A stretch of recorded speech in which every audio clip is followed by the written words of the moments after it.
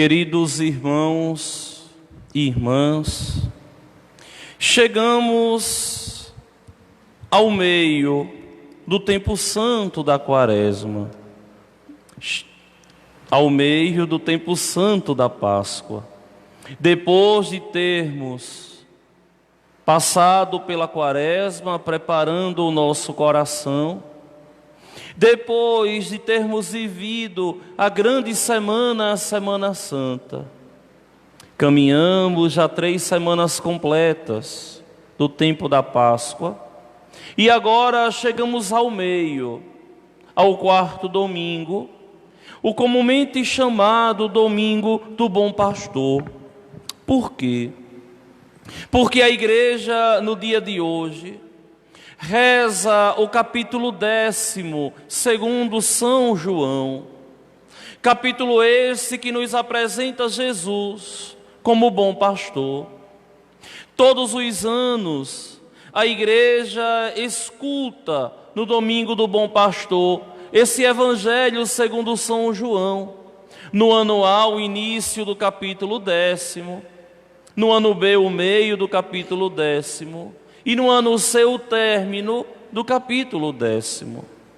Só que esse ano, para nós que estamos acompanhando a missa todos os dias e as pregações, nós iremos ver a sequência desse capítulo 10º, onde hoje iremos estudar uma parte, amanhã será outra parte e o meio do capítulo, e na terça-feira o fim do capítulo 10º.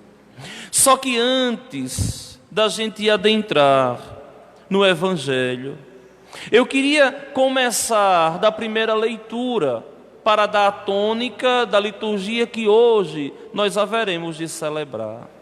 Lembrem que essa primeira leitura de hoje é uma continuação da primeira leitura do domingo que passou. Pedro discursando, Pedro falando da ressurreição, Pedro pregando em nome de Deus. Pedro de pé, no meio dos 11 apóstolos, levantou a voz e falou à multidão, que todo o povo de Israel reconheça com plena certeza: Deus constituiu Jesus e Cristo, a este Jesus que vós crucificastes. Observem bem que ele aqui está falando para o povo judeu, para o povo de Israel. De verdade é bem sabido por nós que Jesus Cristo foi entregue pelos judeus e por eles foi morto. É bem sabido por nós que também teve não só participação dos judeus, mas participação de pagãos e, por incrível que pareça, também participação de discípulos do Senhor. São Judas, ou melhor, Judas era discípulo do Senhor. Judas era apóstolo, foi escolhido pelo Senhor. Então aqui todos os povos foram envolvidos, os pagãos, os judeus e os discípulos, os cristãos. E Pedro anuncia: Deus constituiu Jesus Senhor da história, Senhor da vida. É por isso que até hoje a história humana ela é dividida em 2 períodos: antes de Cristo, depois de Cristo. É o Senhor quem vai dividir a história deste mundo. Antes dele, um mundo sem esperança. Depois dele, um mundo todo esperançado na ressurreição. E aqui surge um questionamento daqueles homens com o coração entristecido, com o coração arrependido, com o coração aflito. Eles questionam: mas olha, o que é que nós devemos fazer? Nós queremos reparar o que fizemos. E Pedro responde com toda dignidade e com toda sabedoria: convertei-vos cada um de vós e seja batizado em nome de Jesus para o perdão dos vossos pecados, e vós recebereis o dom do Espírito Santo. Vejam que a palavra aqui é tomada por Pedro. Pedro, o chefe da igreja, Pedro, o primeiro entre os demais, Pedro, a cabeça visível da igreja, agora conduzindo o rebanho, o pastor por excelência, na ausência do perfeito pastor. Pedro toma as rédeas da igreja, anuncia o reino, anuncia a verdade, proclama que Jesus Cristo é de verdade o Senhor. Só que uma coisa me chama a atenção nesse texto, quando nós vemos que esse Pedro aqui, todo ungido, todo forte, todo aqui glorioso, anunciando com autoridade que Jesus Cristo é o Senhor, foi aquele que na cruz abandonou o Senhor. Foi aquele que na hora da condenação abandonou o Senhor. Foi aquele que na hora que o Senhor falou que iria sofrer, que iria ser crucificado, ele chamou a atenção e o Senhor disse: atrás de mim, Satanás. Aquele Pedro covarde, aquele Pedro frouxo, aquele Pedro medroso, agora é um Pedro corajoso, que age com autoridade. Por quê? Porque agora ele já recebeu o Espírito Santo de Deus. Porque agora ele é um instrumento de Deus. Porque Deus agora olhou para ele, Deus agora olhou para a sua miséria com misericórdia e fez daquela criatura frágil uma criatura forte, e fez daquela criatura medrosa uma criatura eloquente. Deus é assim. E isso nos consola. Por quê? Porque vemos que esse consolo de Deus de verdade nos preenche. Porque vemos que esse consolo de Deus de verdade nos faz viver uma nova vida, uma vida toda diferente, que antes não imaginávamos. É por isso que é muito triste quando uma pessoa batizada, crismada, que recebeu os sacramentos da iniciação cristã, não se comportam como verdadeiros cristãos. É muito triste quando não assumem na própria vida a missão pela qual Deus chamou, a missão pela qual Deus, nosso Senhor, designou. E todos nós temos uma missão. A missão de batizados de anunciar o reino, a missão de batizados de anunciar que Cristo ressuscitou e é o nosso Senhor. E aqui, São Pedro, ele diz com toda dignidade: convertei-vos, e cada um de vós seja batizado em nome de Jesus Cristo. Meus irmãos e minhas irmãs, nós devemos assumir o nosso batismo. É o nosso batismo que de verdade nos dá a salvação.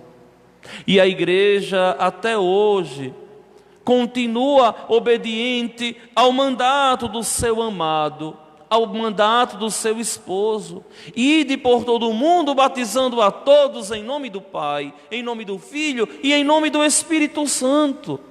A igreja sempre cumpriu o mandamento de Deus. Para quê? Para tornar a todos herdeiros dos céus, para tornar a todos puros com a remissão dos pecados. Sim, o batismo é o grande sacramento que redime os pecados. Quando nós somos crianças, o batismo apaga o pecado original. Quem já foi batizado um pouquinho mais velho, como eu, aos 14 anos, quem se arrependeu dos pecados e foi batizado, aqueles pecados foram todos apagados. Por quê? Porque no batismo se recebe também o Espírito Santo. Porque o batismo nos dá o Espírito Santo, e isso eu vos falei essa semana. Os sacramentos todos da igreja nos concedem o Espírito Santo, embora comumente nós dizemos que o sacramento do Santo Crisma, do óleo que passa na nossa testa, o sacramento da unção da crisma, é o sacramento que nos confere o Espírito Santo. Todos os sacramentos nos concede o Espírito Santo, cada um segundo a graça sacramental daquele sacramento que nós recebemos. O batismo apaga os pecados e nos faz filhos de Deus. Então, é importante que nós cristãos aceitemos o nosso batismo e assumamos o batismo nas nossas vidas, para que sejamos sal, para que sejamos luz. Só que esse autor sagrado, na liturgia de hoje, nos convida a assumir esse batismo. E o que é que esse batismo faz conosco? Nos faz agora herdeiros do reino dos céus. Nos faz agora participantes do povo de Deus. Agora, pertencer ao povo de Deus não é mais quem nasce em uma determinada raça, mas agora pertence ao povo de Deus. Aqueles que são batizados em nome do Pai, em nome do Filho e em nome do Espírito Santo, como o Senhor nos mandou batizar. E sendo batizados e assumindo o batismo nas nossas vidas, nós devemos agora ser participantes, ser partícipes da Igreja de Deus. Vejam que é interessante na nossa história que muitas vezes as pessoas, elas não entendem que são participantes de um rebanho e que as ovelhas todas devem escutar a voz de um pastor.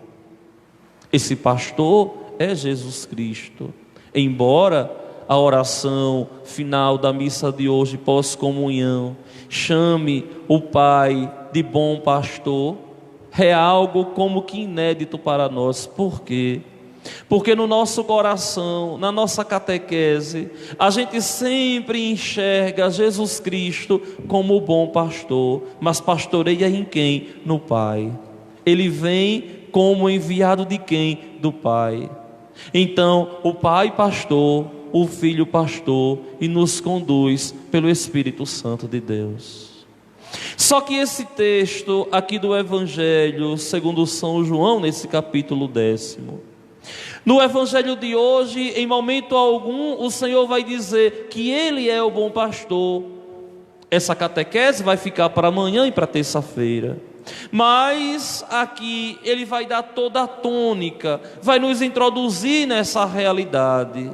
E assim Ele diz: em verdade eu vos digo, quem não entra no redil das ovelhas pela porta, mas sobe por outro lugar, é ladrão e assaltante.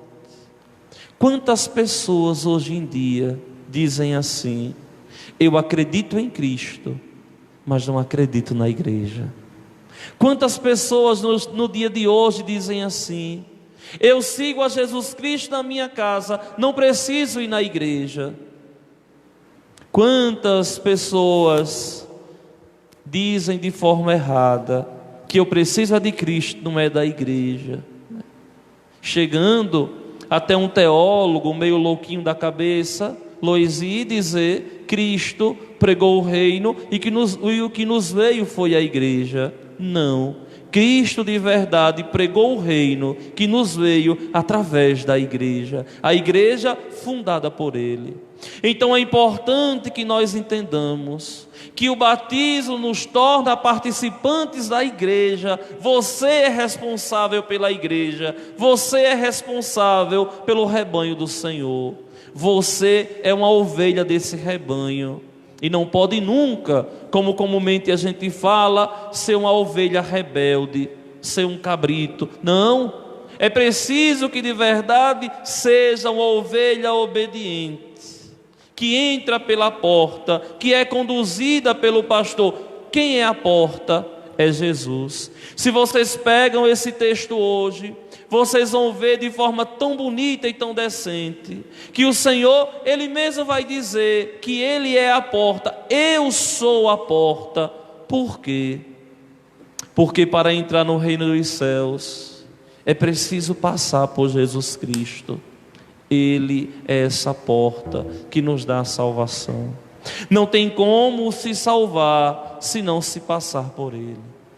É bem sabido também por nós que muitos hoje em dia se auto-intitulam pastores, outros tantos até bispos, outros tantos até se intitulam de Messias. Basta a gente imaginar alguns que tem aí mundo afora. Não, só existe de verdade um Senhor, um pastor, Jesus Cristo. E todos aqueles que querem pastorear devem ser chamados por Ele a pastorear, a guiar o rebanho, não na sua doutrina da terra. Meus queridos irmãos e minhas irmãs, esse domingo do Bom Pastor, ele é para mim tão interessante. Por quê? Porque nós que somos ocasionados, somos chamados o nosso coração igual ao coração de Cristo.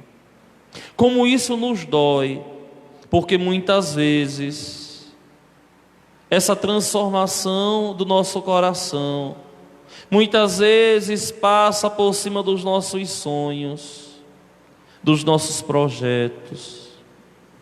Muitas vezes nos custa ser dócil àquilo que o Senhor nos pede.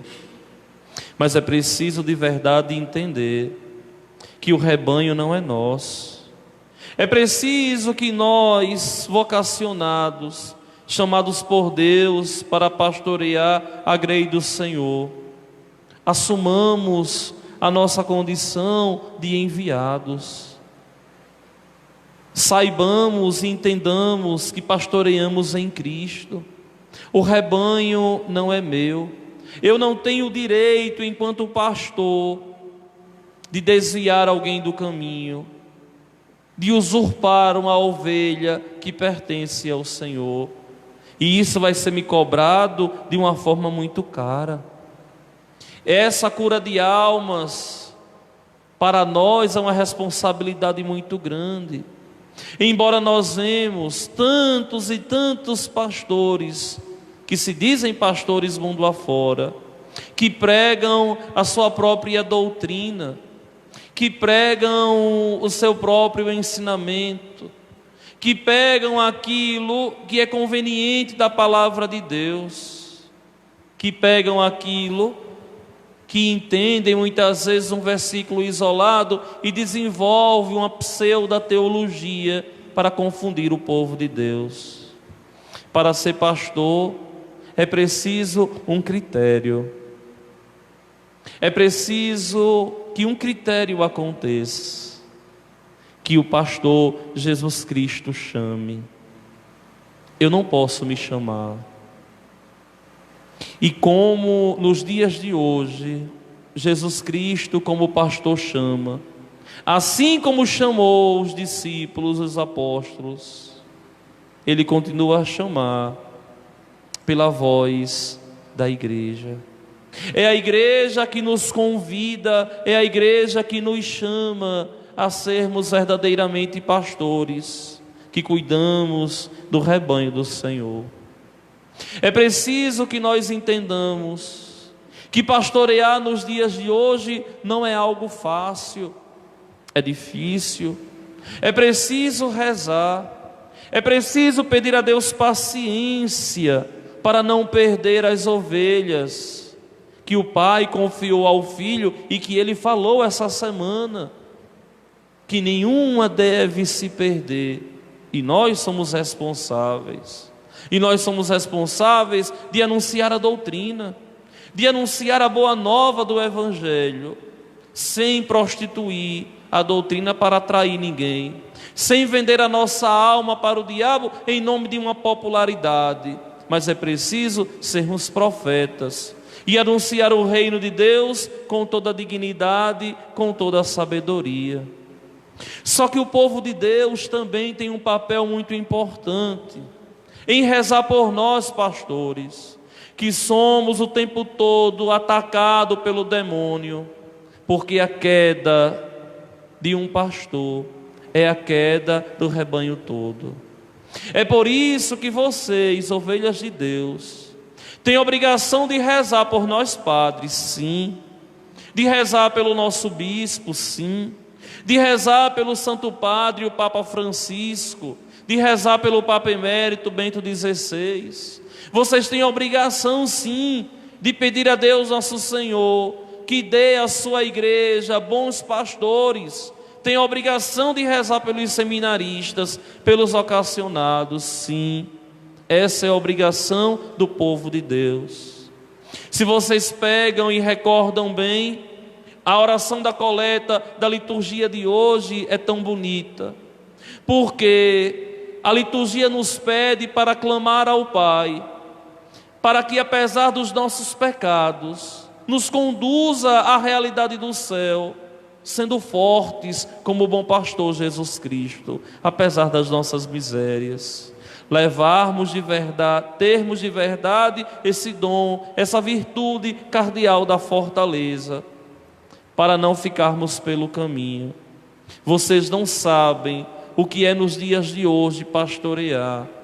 Vocês não sabem como nós somos o tempo todo solapado, e muitas vezes somos tidos como antipáticos por anunciarmos o Evangelho, de sermos ruins por não prostituirmos a doutrina, de muitas vezes de sermos pessoas do coração duro, por não podermos jogar aos porcos as pérolas de Deus. Por que isso? Porque o povo de Deus tem que entender, tem que compreender que não é a doutrina que tem que ser mudada, mas são os comportamentos, as atitudes que devem mudar, para que os homens aceitem de bom coração aquilo que a igreja nos prega, aquilo que a igreja nos ensina, aquilo que a igreja nos convida a viver. Não é fácil nos dias de hoje. Por isso que eu falava para vocês em obediência ao longo dessa semana. Ninguém quer ser mais obediente, e para nossa vergonha, muitas vezes até na interpretação da doutrina da igreja, onde muitas vezes se fica com medo de pregar as verdades, para que não se disperse. É importante sim que vocês rezem por nós, para que a nossa fidelidade seja de verdade um caminho que possa levar vocês aos céus.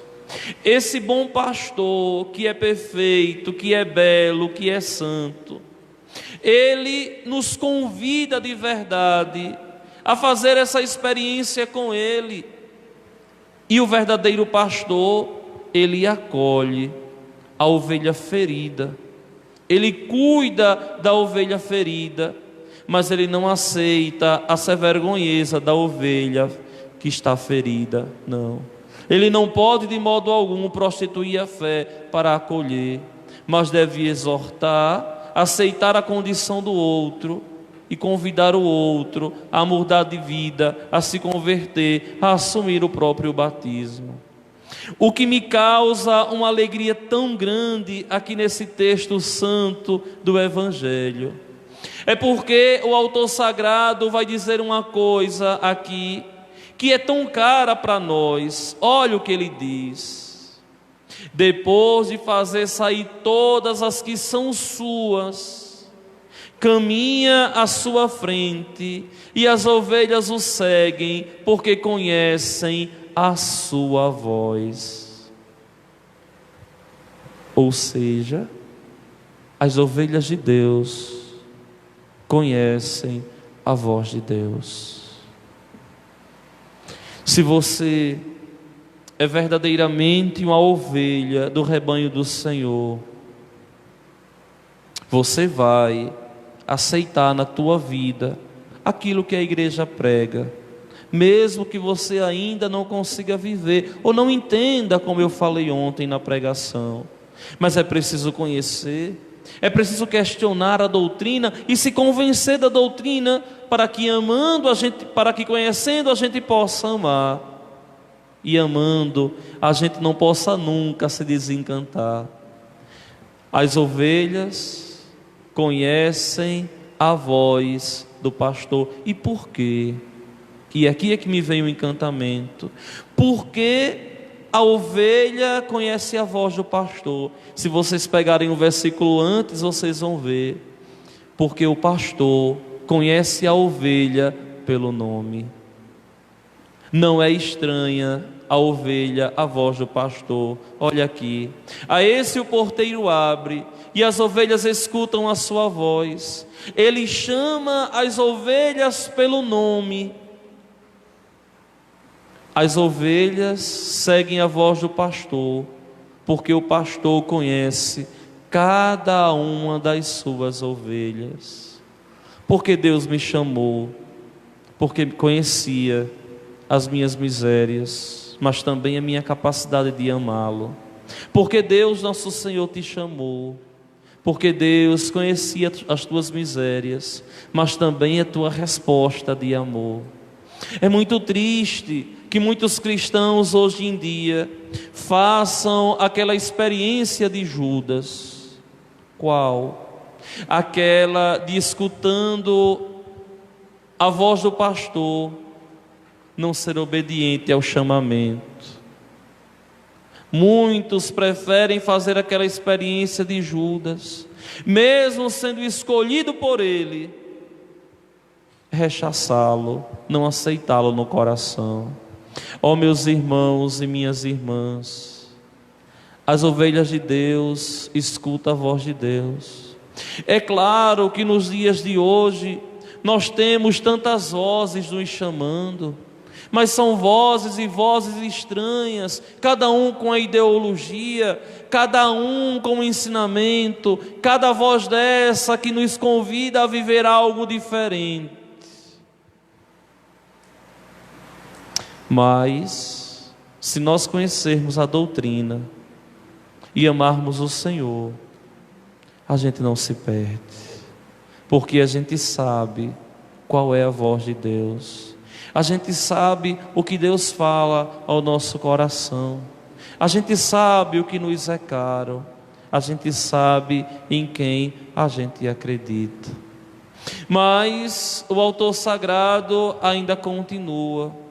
Mas as ovelhas de Deus não escutam a voz de um estranho, antes fogem dele, porque não conhecem a voz do estranho. Quantas vozes estranhas você tem escutado? Quantas vozes estranhas você tem escutado ao longo da sua vida? Tantas filosofias erradas, tantos ensinamentos perversos, e muitas vezes você vem da ousadia, ao invés de correr, se não sabe se defender ainda. Para quê? Para que você proteja essa fé, para que de verdade você possa estar escutando a voz do Senhor, a voz do pastor. Meus queridos irmãos e minhas irmãs, o Senhor vai dizer: olha, em verdade eu vos digo, eu sou a porta das ovelhas. Todos aqueles que vieram antes de mim são ladrões e assaltantes, mas as ovelhas não os escutaram. Aqui, nosso Senhor não está falando só dos ensinamentos antes da sua encarnação, antes do início do reino de Deus, mas também aqui está falando daqueles que evangelizam com doutrinas estranhas antes do anúncio correto. Uma vez eu dizia a uma pessoa aqui da paróquia que eu sempre busquei entender a doutrina da igreja, os ensinamentos da igreja, antes de ler qualquer outra coisa estranha. Por quê? Porque muitas vezes o que chega primeiro no nosso coração ocupa espaço. É por isso, observe você, uma pessoa que ela foi criada numa igreja protestante, muitas vezes de uma teologia vazia, sem fundamento nenhum, é muito difícil para essa pessoa, abrindo o coração, entender a doutrina da igreja, a não ser que a graça atue, a não ser que de verdade o Espírito Santo atue, e a pessoa também queira se desarmar e entender, e nunca questionar. Nunca questionar por que agora é assim, mas aceitar de bom grado e de todo o coração. Isso é muito importante. Antes de você estudar qualquer coisa estranha, antes de você querer entender qualquer coisa estranha, entenda primeiro a doutrina da tua igreja, a doutrina deixada por Jesus. Busque estudar o catecismo, busque, como ontem eu vos falei, busque fazer uma boa leitura, assistir bons vídeos de catequese. Deixe de ser um cristão medíocre, deixe de ser um cristão meia boca, mas busque entender a doutrina do seu coração. Para quê? Para que quando não chegue um protestante desonesto, batendo na porta da tua casa, com um versículo já pré-estabelecido das Sagradas Escrituras, não possa surgir uma dúvida no teu coração.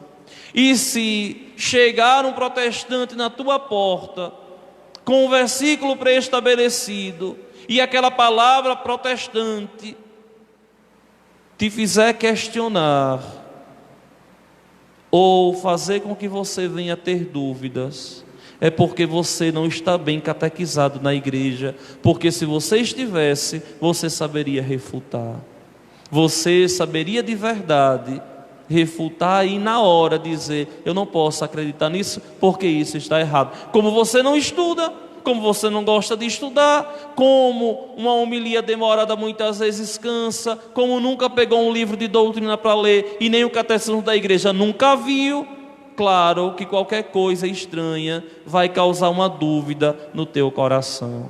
E vocês sabem, tudo aquilo que os protestantes chegam falando para te tirar do redil do Senhor, para não te fazer entrar pela porta que é o Senhor. Você sabe os questionamentos e você deve ter as respostas. O primeiro deles é aquela coisa tão batida, tão ilógica, tão tosca: vocês adoram imagens. E muitos católicos, basta um protestante chegar na porta com essa besteira que já começa a se questionar. Meu irmão, estude, seja alguém de fé, seja alguém que conhece a tua doutrina, deixe de ser preguiçoso, deixe de ser medíocre e busque de verdade conhecer a doutrina, porque ninguém ama aquilo que não conhece.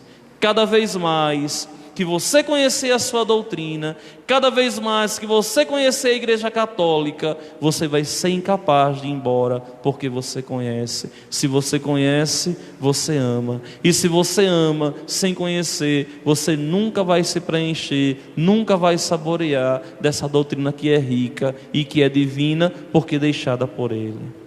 Só que, meus irmãos e minhas irmãs, o texto termina assim: eu sou a porta, quem entrar por mim será salvo, entrará e sairá e encontrará pastagem.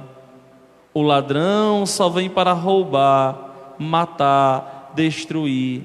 Eu vim para que tenham vida. Só que não é pouca vida. Não é uma vida vazia, mas o complemento é belo, talvez um dos mais bonitos das Sagradas Escrituras. Eu venho para que todos tenham vida e a tenham em abundância. Ou seja, uma vida que nos preenche, que nos completa, que nos faz de verdade ser felizes. Uma vida em abundância que não haveremos de perder. Quer um grande exemplo?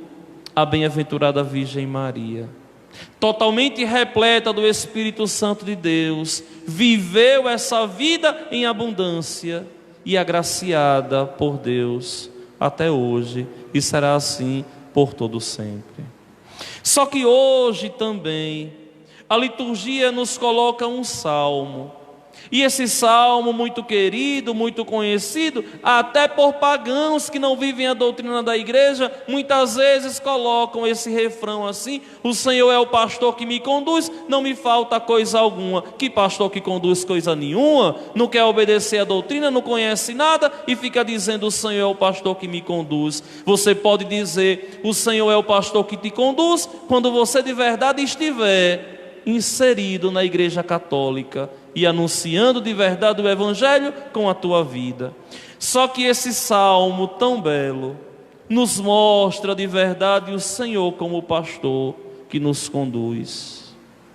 E esse texto assim diz, vejam que riqueza: o Senhor é o pastor que me conduz, não me falta coisa alguma. Muitas vezes esse versículo aqui é interpretado com a concepção protestante materialista, capitalista. Não. O Senhor é o pastor que me conduz, não me falta coisa alguma. Não me falta coisa alguma para crer nele. Não me falta nada para aceitá-lo como meu pastor. Não me falta nada para que eu seja feliz, porque a minha felicidade é ele. Pelos prados e campinas verdejantes, ele me leva a descansar. Para as águas repousantes me encaminha. Que água é essa? A água do batismo que eu recebi, que você recebeu, que nós somos lavados. E restaura as minhas forças, sim. O batismo nos faz agora ser revigorados para uma vida nova. O batismo nos faz agora ser robustecidos na graça de Deus, porque filhos, porque agora abertos à eternidade. Ele me guia no caminho mais seguro, pela honra do seu nome. E mesmo que eu passe pelo vale tenebroso, nenhum mal eu temerei. Por que não temer? Porque eu estou em Deus. Estás comigo com o bastão e com o cajado, eles me dão a segurança.